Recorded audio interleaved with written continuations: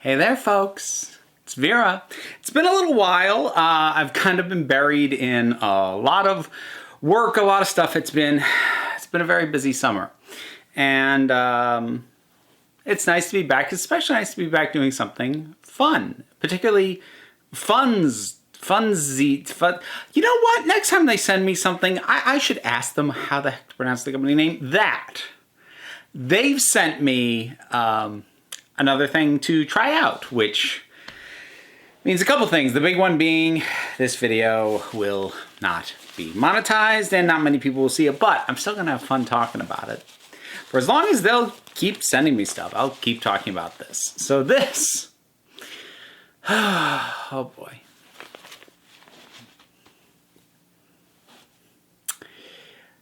It's actually kind of funny because they had wanted me to review some more stuff earlier than this. But the thing was, looking at their selections and what they had, there wasn't really anything that struck my fancy that I didn't already have some equivalent of. And that's not to, eliminate the possibility that maybe something that they were going to send me was a better version of something I already had, but nothing really excited me. And I basically said, I'm not sure that I'm really excited by any of this. So, maybe let me know when you get new stuff in. Well, they got some stainless steel items in. And so we have this. If you can't guess, this stainless steel hook sort of thing can serve as either a G-spot massager or a prostate massager. It's deceptively simple to look at. It's a curved piece of metal with two different size knobs at each end. That's all it is. No fancy functions, no vibration, no heat, no electronics of any kind. It's just a hunk of metal. It's a really hefty hunk of metal too. Like, honestly, you could do damage with this. I kind of want a movie, or failing that, at least an episode of a crime TV show where somebody was beaten to death and this was found at the scene and none of the investigators know what it is. They just know it's the murder weapon. And then that one person in forensics is like, oh, I know what that is. Seriously, this is serious heft to it. Anyways, I have tried this. I have tested this out. It's funny how effective simplicity can be. It is eye-opening sometimes just how effective something like this, which has pretty much an ideal length and amount to be able to grip, to be able to hold and adjust, to find the angle, to find the spot you're looking for, and increase or decrease the pressure once you found it. This might honestly be one of my new favorite things when it comes to a solo toy, something that does not necessarily have to involve another person. That being said, if I had someone else to hold it in place so that wasn't something that I had to sort of think about, that sounds nice. I really love that it has the two different sizes that you can go with. So, you can start smaller, or if you find that works best for you, you don't have to use this, but it's there if it works for you, if you want to make use of it. And just the angle that it's at and how easy it is just to grip, like especially the knob on the end of whatever end you're not using, really serves as a good point to just get a grip, get a good firm grip on than if it was, just the knob at one end and if the other side was smooth. I get to have a firm grip on this. I get to get it positioned just right.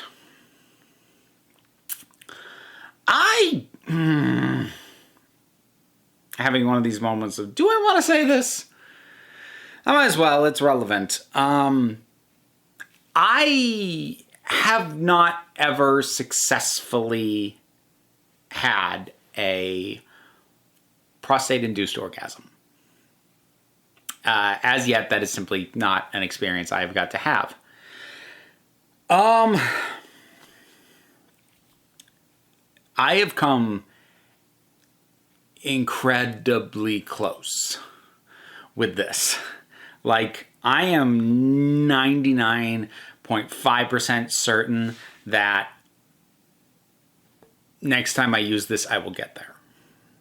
Which is just kind of amazing to me, because as I said, I have been trying to achieve that for about 20 years, for about as long as I've known it was a thing, and I've never managed. Toys either didn't quite hit the correct spot, or they didn't hit it with an appropriate amount of pressure, or I couldn't get a good grip to angle it correctly, or any number of things. That whole time, just this. Just a hunk of metal. This, like, generally, when I recommend these things, they tend to be, you know, if this is your thing, if this, if that. Like, having also spoken with someone who does not have a prostate, but uses something very similar to this as a G-spot massager, I am going to take that as an endorsement for use for any gender. This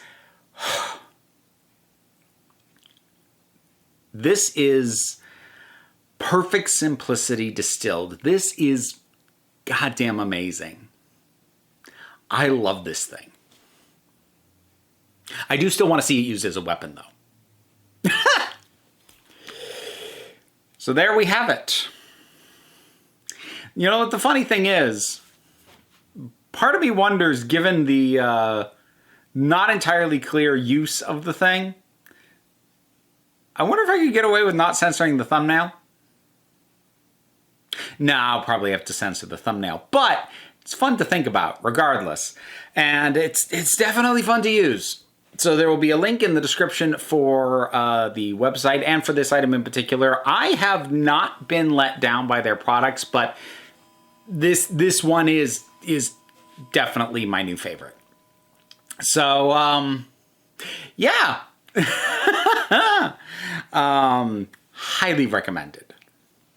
So thanks for letting me blush. You know what? Given some of the stuff I do for a living, the fact that I blush talking about this is kind of absurd.